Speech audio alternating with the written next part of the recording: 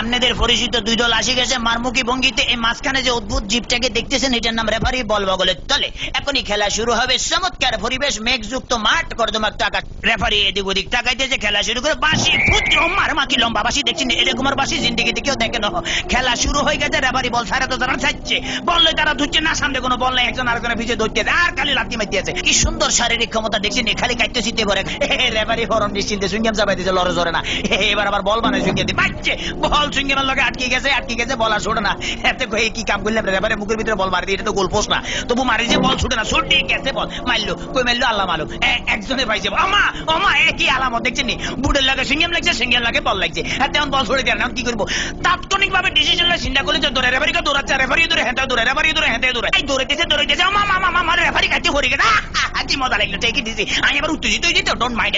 এবারে খেলা আবার সরম গতিতে চলতে আছে। এরকমের খেলা কেউ দেয় না, বল কেমনে ফায়ার লগে ফিক্সড হয়ে গেছে, আর বেগুনে জাম করে উত্তর সিটটা কাটতে পারে না। এবারে দেখেন গুলির ব্যাং নৃত্য, গুলি লাফাই দিয়েছে কিন্তু বল ফাইতে না, হাতে হাতে ম্যাডাম দেখছি কি খেলা দেয়, আমার ম্যাডাম আর মারিয়ে না, খেলা দেন না, মার মার মার মারছে, দেখছি হ্যাট মারে দিচ্ছে কিরকম। ওরে মাগরে মাগরে বল তোর পিছনের এখন গোলে যাবে, তাড়াতাড়ি চল, ওরে পিছনের ব্যাপো তারা দেখ মার। এবার চমৎকার মারছে, ভালো খেলে। এইভাবে আমি একটু ফানি খেলে, because I am very much lusty. খালি গেলে কতক্ষণ চিল্লা যায়, ইতিমধ্যে আমার পেটের ভিতরে ভুক লাগছে, ডোন্ট মাইন্ড, আমি একটু ফ্রেশ ফুড খাবো। কাইতে আছি, খেলা চলতেছে, মুসলধারে এগিয়ে যাচ্ছে। ইদ্রিস বল নিয়ে হাতের মধ্যে বল, কেউ দেয় না, দেখছি রেফারি দিচ্ছে, বল ফালা দিচ্ছে, রেফারির চোখে ধরা পড়ে গেছে, বললো হ্যান্ডবল। হেঁটে করলে কে বলে হ্যান্ডবল, আমি জীবনও করে হ্যান্ডবল দেখছি আমার ফাও, আমাদের কে কইছে মারা, মুখের কাছে নেওয়া যায়, ফার কাছে না, আটকা কিক মারা যায়। হ্যাঁ, এটা আমার হাত পাও। চমৎকার আপেল, ভেরি টেস্টি।